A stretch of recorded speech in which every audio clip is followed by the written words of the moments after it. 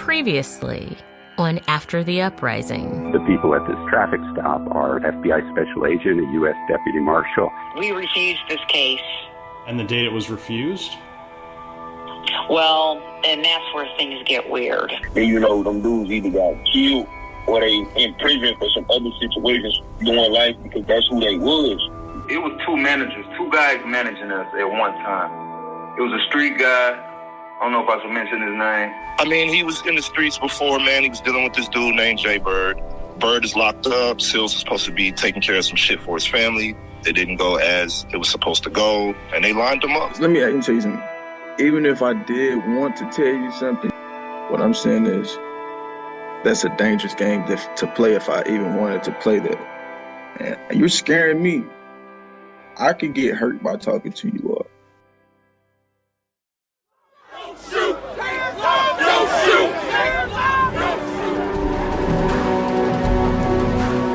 What you're looking at is the aftermath of the grand jury deciding not to indict Officer.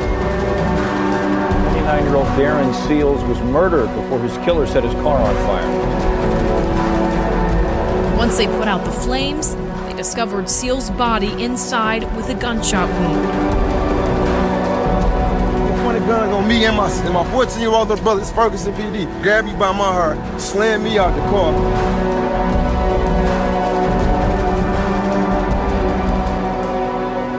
He said you might want to pick your enemies better.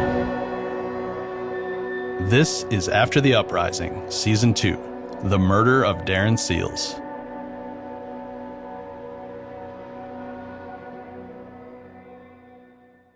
Who is that, the little gay fat dude? Yeah.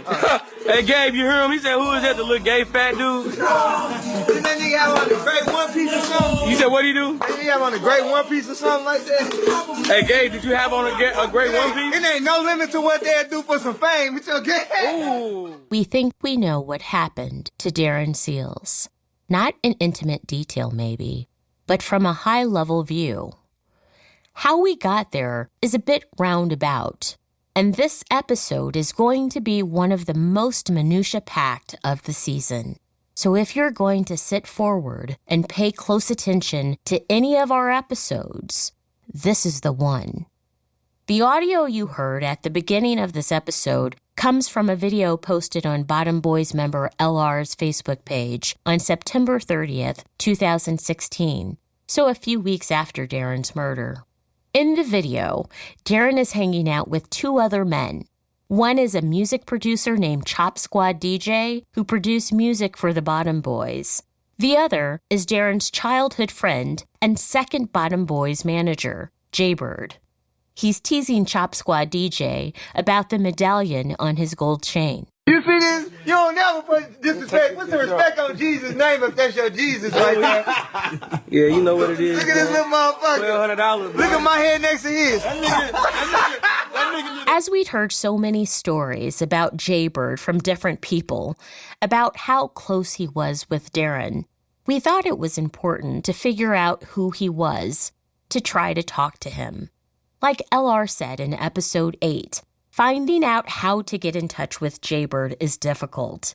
So, while we were working on that, we had another conversation with Darnell and Amir from Real STL News to share with them what we'd been working on. Were you able to reach out to the reporter? He had done a lot of homework in reference to Darren, and, you know, we were kind of trading information, but he did a lot of digging. He had the resources to do so. The reporter Amir is talking about is a journalist named Mosi Secret. While working for the New York Times, Mosi began digging into the mystery behind Darren's death.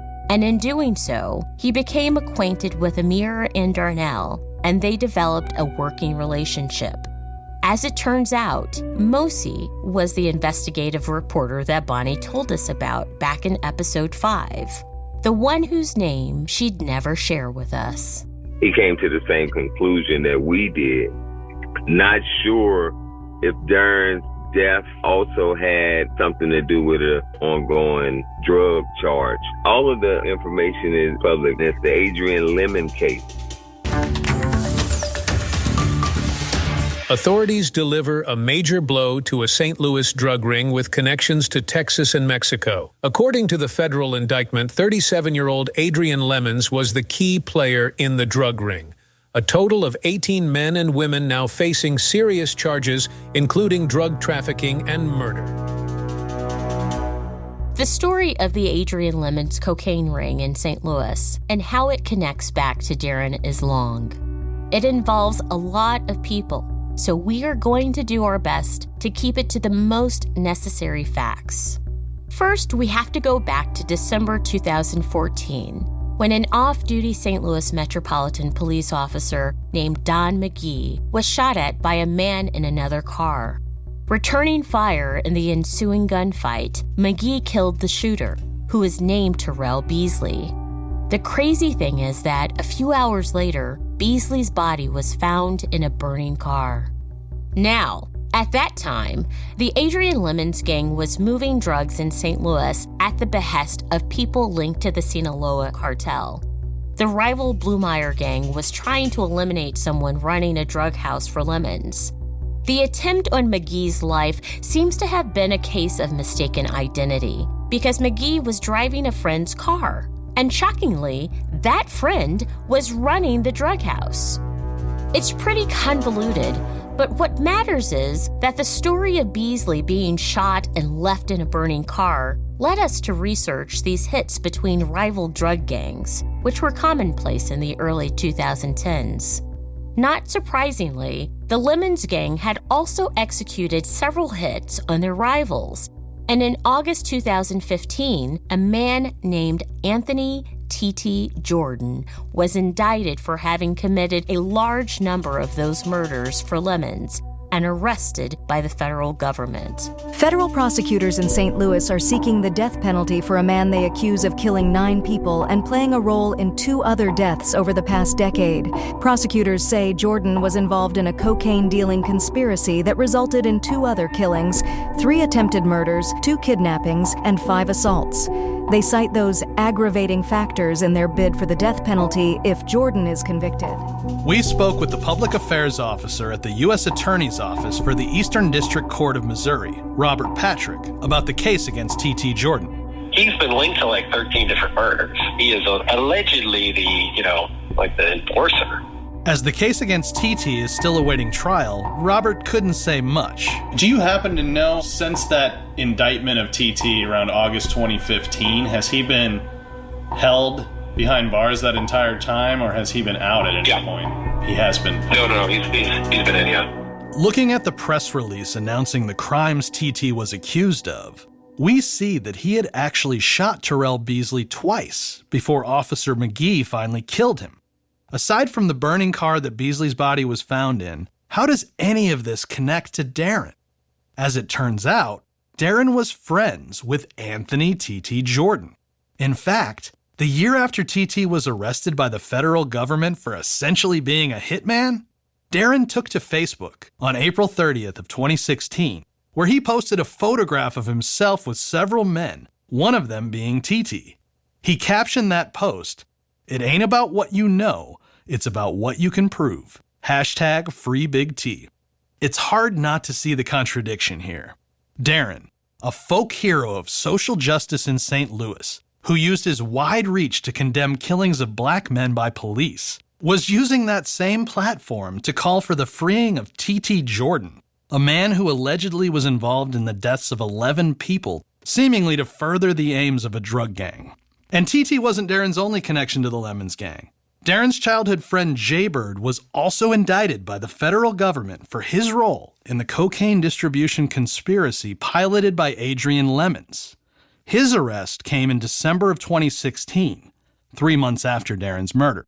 It's a possibility that might have been what led to Darren's death, his cooperation with the government. Amir isn't saying that he knows for a fact that Darren cooperated with the government, just that it's possible. And despite the sensitivity around this issue, there are reasons to at least explore it. For one, there's the naked fact that in March of 2016, the surveillance operation on Darren was opened. This was long after the uprising in St. Louis had calmed, But it was in the midst of an active task force in St. Louis trying to disrupt and eliminate the Adrian Lemons gang. And Darren was friends with, and through managing the Bottom Boys, business partners with, members of this gang, including T.T. Jordan, Jaybird, and possibly others. Further, over the course of all of our interviews, we have heard stories and rumors about the possibility that Darren was reporting to some law enforcement agency. Many people who spoke about this with us refused to go on the record, but it was something we would bring up to people who knew Darren so we could get their take on it. They get something on somebody and they find a way to get them cooperating. Did you ever believe anything like that happened within Bottom Boys? I hope not, but maybe it's a possibility. Is like, even with the situation, we don't know how everybody fell out. This is Main Event again. He's the rapper you heard in the previous episode, talking about how he did some features with the Bottom Boys and how Darren also managed his career for a time. And I don't want to offend you, but there have been rumors with some folks that we talked to that some thought Darren himself might have been cooperating in a limited way. Did you ever hear that? Wow, no, I actually didn't hear that. Actually, I've never heard that. Now that you say that, we don't know. I never heard that. And maybe it's because I was incarcerated, but... Well, I think it's going to be the same answer, but again, look, the rumor mill is crazy around, as I've gotten to know a lot of people in the story of Bottom Boys. It's hard to tell what's up or down or who's talking out their ass, frankly, and who's actually got something that's real, but there was at least one or two folks who implied the same about, and again, I don't mean to offend, but about Kilo. Did you ever hear that he might have gotten flipped at one point? Wow. I haven't heard of it. But a lot of things, as you say that, I don't know. Because like every time I get in trouble, they see where I go. I gotta go. I sit down and do these little stretches, So I can't put myself in their shoes, and if that's the case, and be like, hey, yeah, that's what occurred, or it's just so confusing to me. It's like, where did things go wrong? Is it because people were snitching or became informants, or I don't know though, because I'm incarcerated. So it just throws me for a loop, Here is Tef Poe speaking on the issue. With the Seals thing, man, what I think, and I wasn't there to confirm none of this shit, and the police will put anything in the paperwork. But there is some paperwork flying around saying that his house got kicked in. They yapped him up, kept him for a certain amount of time. I forgot. It was like some peculiar, it might have been like 17 minutes or something. I can't remember the exact time frame they had him, but it was distinctive enough for me to go like, why would you kick somebody's door in and hold them for this specific amount of time? So there's a lot of wondering what he told the police. Put it like that. I ain't going to give nobody a jacket that I can't wipe off of them, but I knew Seals well enough to, and I'm not saying this in terms of like, saying Seals is telling on people, but what I am saying is he used to talk to the fucking trolls as if he was their ally to get information about other motherfuckers. Trolls might be like, yo, this person got wah, wah, wah, wah, or this person's doing this. They found a willing listener in Darren Seals. That's already murky territory because they're telling you shit and you can't tell me you ain't telling the troll shit back. And motherfucker, most trolls are fucking pigs. So then, like I said, the paperwork says they kicked in his crib, took him into custody. From that understanding of what I've seen, you could say that there was some corroboration going on between him and the police, possibly. Back when Bonnie was alive, and she would call Ray from her chair at the dialysis center to talk, he asked her about this incident. Now, there's a story where he gets taken in for questioning or he gets arrested, and they let him out in like 15 minutes or something like that. Yeah, we was down there. They took him down there for questioning, and to me, I don't know if they was trying to get him by himself then, but all I know is I was told that they was really, really, really trying to stop him, trying to shut him up. As Bonnie remembered it, Darren, his girlfriend, His brother Byron and Bonnie were all preparing to have a movie night. They were headed to the house in separate cars, and Bonnie arrived a few minutes after Darren, only to find him being arrested. He was with his little girlfriend. We was going to have movie nights and our popcorn. Like a few weeks before he dies, or a few months?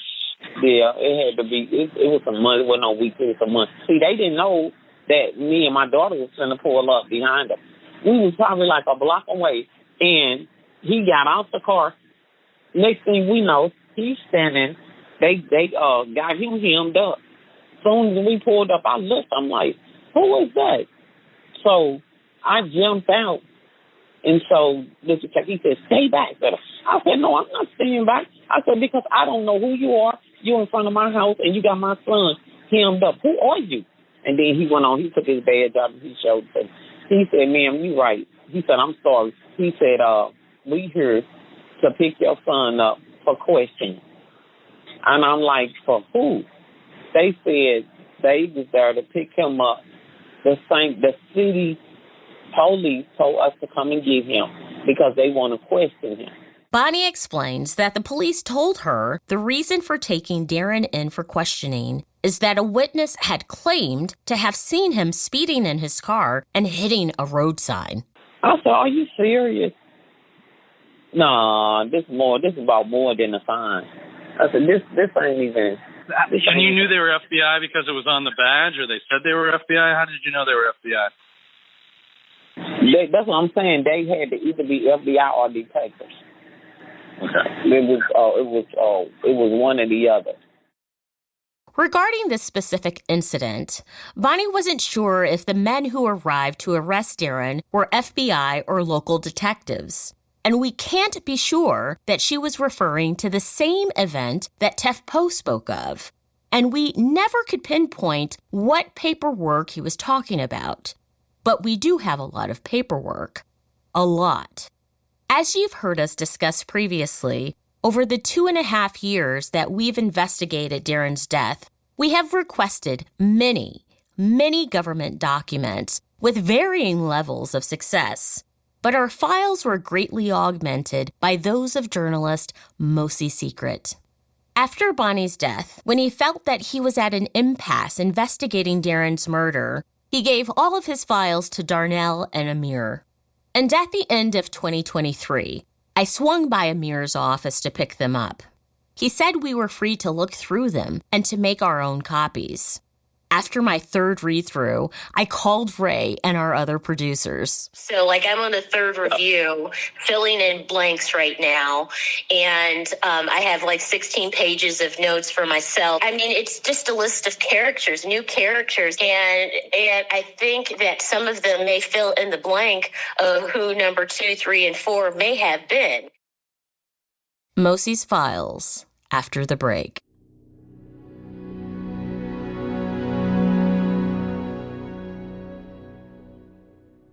Now, back to the show.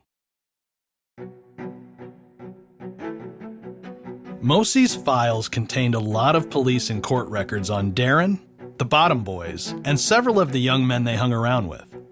After reading through the files multiple times, a few facts really stand out. For one, the Bottom Boys at some point became perceived as a gang by St. Louis County Police. After Darren's death, each member of the group, LR, LP, and Kilo, were involved in one or more crimes. Ricky Smith, aka LR, who we spoke with in the previous episode, was jailed after carjacking a woman in 2019. A woman carjacked in broad daylight in downtown St. Louis, and it didn't take long for police to track down a suspect after getting a hit on a license plate recognition camera. Police arrested Ricky Smith. Police say he confessed to the crime after being identified in a lineup. You already know that Lopez Watson Sims, aka LP, spent 5 years in jail on a murder charge, and that he was found not guilty. But in Mosi's files, we see that on October 4th, 2016, 1 month after Darren's death, an officer in Castle Point witnessed a train of cars driving recklessly. So the officer began to follow them, and when the people in the cars noticed, they sped up and separated. The officer pursued one car, which, after trying to make a sharp turn, rolled into someone's front yard. Two young men fled from the upside-down car, and the officer followed one of them on foot. After catching him, the officer found that person was LP. And it turns out the overturned car had been reported stolen, and it also had a loose firearm in it. While in jail, LP called his mother, who told him Kilo had just been shot. You know that boy all right? Who? Kilo. Where is I don't know. he? Got shot? Yeah. Just know that he's okay. Where did he get shot at? They said he got shot in the head, but from my understanding, it grazed his forehead. Oh, no. But he's fine. He's stable. He's talking to his mother. He's fine. So everybody got to praying and stuff. That boy is all right. Both of y'all are all right. God keep on spurring y'all. Y'all better change. Letting another nigga take y'all life from y'all. It's not working. It's not working. Y'all got too much talent invested in y'all. Can be fucking millionaires and y'all letting bombs take y'all life. Y'all got to do better than this. This was the major shooting, where Kilo was shot 21 times, as described by his grandmother Peggy back in episode 7. In this shooting, Kilo was with his friend Christopher Moore, and apparently they were shot at by someone named Mel Mel. While on the jail telephone, LP's father warned him about Kilo's demeanor. Anybody that just move off impulse and can't control their emotions and just act, you gotta keep them in line, man, because it's gonna cause an accident for you. There was another shooting of Kilo, the one that happened the night after Darren's body was discovered, that you heard us talk about with LP in the last episode. That shooting we learned about from a report in Mosi's box that describes how Kilo and another man, Marquand Lee, were shot on the same day, at the same time, in almost the exact same location, though police found them separately. Kilo told police he was shot by a person in a car who he thought was a dealer that he could buy Percocet from. Marquand told police he was shot after leaving a vigil for Darren in Castle Point by an unknown person in a passing vehicle as he stood outside of his own car, searching for where he dropped his keys. The men's claims to have not been together when they were both shot defies reason, and logic would have us believe that Kilo and Marquand shot at each other, but we don't know why. For his part, Kilo was involved in a good number of crimes, including going to his aunt and uncle's house where, at gunpoint, he robbed his own cousin of cash and a pistol. His family reported this to the police, and the following day, Kilo came back and shot at his uncle as he was driving down the street in his car, fortunately missing him. Viewing this and his other crimes, we're reminded of Detective Bray Miller's statement in episode 7 that Kilo was no angel and that he dealt with him for years. If it's true that Kilo was the trigger man who killed Darren, as the St. Louis County Police believed, were these two shootings of Kilo that happened within 1 month of Darren's murder related? Were either of them an attempt at exacting revenge? Or even an attempt at keeping him quiet? While nothing in our box of files can answer those questions definitively, we think it's worth pointing out that Marquand Lee is also very close with Jaybird. And speaking of Jaybird, we were able to find a police report from June 6, 2016, exactly 3 months before Darren's murder, in which Jaybird was pulled over in a car with LP. Jaybird was in possession of a firearm, and LP was in possession of what appeared to be crack cocaine. Both men were arrested. More after the break.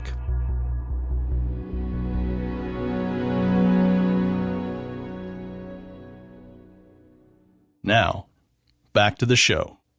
We found in Mosi's box a lot about Darren that we didn't previously know. We'd been aware that in his younger years, Darren had been a drug dealer, which was the source of his nickname D-Boy. And we had seen in his FBI file that he had been convicted of felony distribution of a controlled substance. But we never had the documents covering the specifics of that conviction. Fortunately, they were in Mosi's box. He had the court documents outlining Darren's 2007 arrest charges and sentencing for distribution of cocaine. Reading them, we see that Darren pled guilty to the felony counts against him, and that he was given 5 years of probation. Mosi also had the court documents from Darren's earlier charges for assaulting an officer and resisting arrest, to which he'd also pled guilty. More interesting still, Mosi had documents about an incident we'd somehow never heard of. Only months before Darren's 5-year probation was set to be completed, he was involved in a shootout. If you remember, in 2013, Darren was shot 6 times outside of an apartment complex. Well, it turns out 1 year prior, he had been in a parked car with a young woman in front of that very same apartment complex when a man approached the car and banged on the hood. According to the woman's testimony in the police report, Darren said he knew the man. The man pulled a gun and Darren jumped out of the car, drawing his own weapon. The two exchanged fire, and the man fled up the street. Witnesses saw Darren stash his gun in a parked car, which police later had towed. Bonnie later called the police as the car was hers. Soon after, the police arrested Darren. What happened in the interview room is very important. According to the report, Darren answered very few questions, and he was visibly shaking after he was told that he was being booked on 3 different felony charges: assault, armed criminal action, and unlawful use of a weapon. The detective offered Darren one more chance to explain what happened. After a long pause, Darren told the detective, quote, "They will kill me for saying." After this arrest, we don't see any legal consequences for Darren. No probation violation, no new charges or sentencing. Which is significant because Darren was already a convicted felon, so he could not legally possess a firearm. In the report, in a box-marked status, it says, "Cleared, January 19th, 2012. So, 8 days after the incident itself, seemingly, the police have passed the case on to a prosecutor for review or something. We requested documents from the St. Louis City Police about what happened next in this case, but we're told they had no records to give us. Now, just because we don't know what happened to Darren as a result of his illegal possession of a firearm while he was on probation, we need to be clear. We cannot say that necessarily means he made a deal to cooperate with the police. We just don't know. You tell on me, I tell on the next person, and we're both out. And at the end of the day, all of this negative energy is out on the streets. And that just continues to go on day in and day out. And that's what actually push a lot of the confusion that a lot of times result in somebody or some people being killed. This is what we're dealing with in our community daily. And it starts down there at the federal courthouse. And then from that, sides are picked. And we have a community that is usually, I know everything about you, you know everything about me, and we're at war. The worst enemy in the world is somebody that knows everything about you. And that's what we're dealing with, man. Yeah. And when they get done prosecuting their case or making their arrest, they go off to the safety of their safe environments and they do what they do. And the community as a whole, where the suspects are from, they have to walk on pins and needles and hope that they are not innocent victims being caught up in an incident that they have absolutely nothing to do with. For years, St. Louis has been known as the most dangerous city in America. And that's not just referring to gun violence. That's talking about what you have to do as a black person to survive in St. Louis. It's a battle for resources. And not only are they battling environmental factors, they're battling legal structures. And our legal structure is such that if you can pay, you can play. But if you don't have the resources to fight for your freedom, you're in trouble. And most people in those situations will do anything to keep their freedom, whether that be an informant, whether that be whatever it is, just not to be incarcerated, which is a terrifying thing for someone who has never been incarcerated. You get caught in that trap. And so, I definitely think we need to give a little attention to that toxic environment. And Darren Seals was facing a giant. There's nothing that he could do with the government. They have way more resources than he does. And they can put their thumb on the scale whenever they want to. Hearing Amir and Darnell talk about the pressure to take a deal to inform on someone else in order to reduce your own sentence brings to mind what my friend Paul Jones told us in episode 2 about police using children for information. It also reminded us of something Sharif Allen said. Bro, the police in St. Louis will literally tell you who killed the person who did something to your family member or loved one. They will literally pull up on the scene and tell you where it came from. Many parts of St. Louis and St. Louis County are dangerous, and we're not under any Candyland delusions that making them safe is a simple task.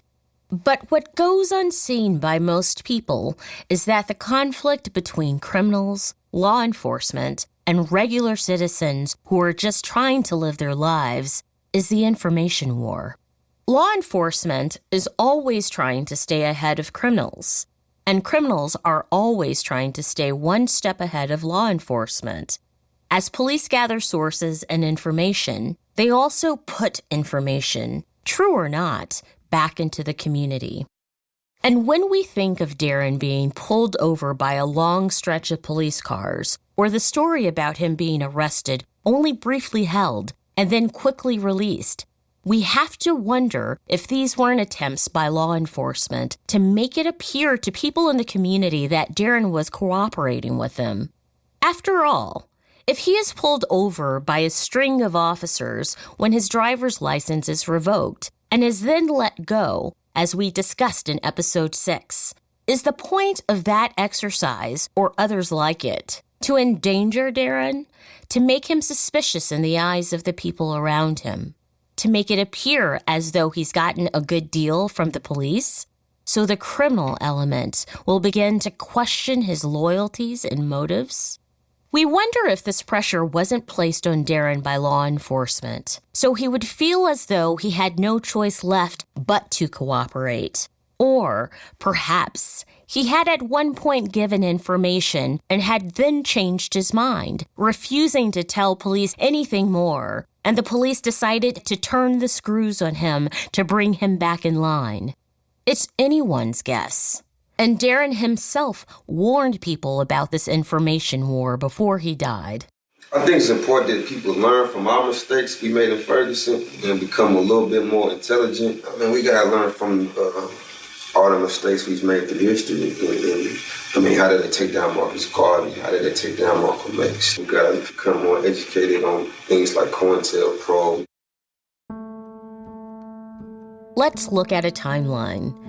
In August of 2015, friend of Darren's, Anthony T.T. Jordan, is arrested as part of a sealed federal indictment for conspiracy to distribute cocaine and a spate of murders he was suspected of committing on behalf of the Adrian Lemons gang. A few months later, in January of 2016, 18 more people were arrested as part of this investigation, including Adrian Lemons himself. This likely began to send cracks into the day-to-day operations of that cocaine distribution network. And if other members were worried that they were next, it stands to reason that they would want to eliminate any possible informants who might leak information that would help the government in their crackdown. Then, 2 months later, in March of 2016, the FBI opens its surveillance operation on Darren, and from then on, we see him followed and pulled over and let go several times, including the incident his mother described and believed occurred about a month before he died. That summer, Jaybird is arrested, which leaves Darren in charge of the Bottom Boys and sees that it is him that goes to Rock Nation to present the group. Then, 3 months later, in September of 2016, Darren is murdered. A few months after that, on November 30th, we see in Darren's FBI documents what appears to be a request to access his file. The language reads, quote, "Request redacted, be opened and captioned investigation." The referred to investigation is also redacted. But the very next day, December 1st, 2016, Jaybird is arrested as part of the federal indictment into the Lemons cocaine gang. Less than 2 weeks later, another redacted action is taken by a redacted person in Darren's FBI file. But we can see that a stated reason for the redaction is listed as, quote, "sealed pursuant to a United States court order." While perhaps it's a coincidence, we do note that the indictments in the Lemons cases were all sealed by the court. Taken together, these items make us at least suspect that something in Darren's FBI file was being used to prosecute Jaybird. And finally, we have one piece of evidence that we cannot entirely reveal in order to protect the safety of its source. We have shared it with an independent third-party fact-checker who confirmed to our attorney its validity in hopes that you will trust us when we say that this piece of evidence, while not ironclad, suggests that Jaybird did believe that Darren was an informant, and that's why Darren was killed. We know it doesn't make for sexy radio to present it this way, but we had no choice. We never would have accessed it otherwise. To be absolutely 100% clear, this evidence does not in any way prove that Jaybird told Kilo to kill Darren. But as of this writing, based on everything that we have seen and heard, we think that this is the most likely case.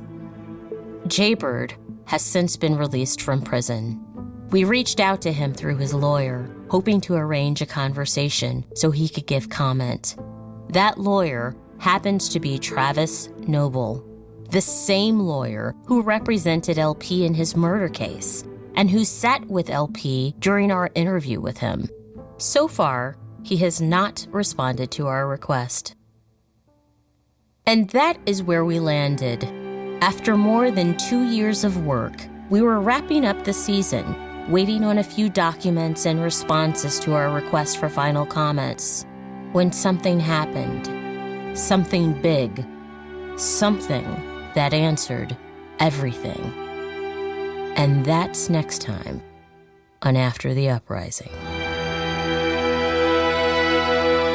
After the Uprising is a production of Double Asterisk and iHeart Podcasts in association with True Stories.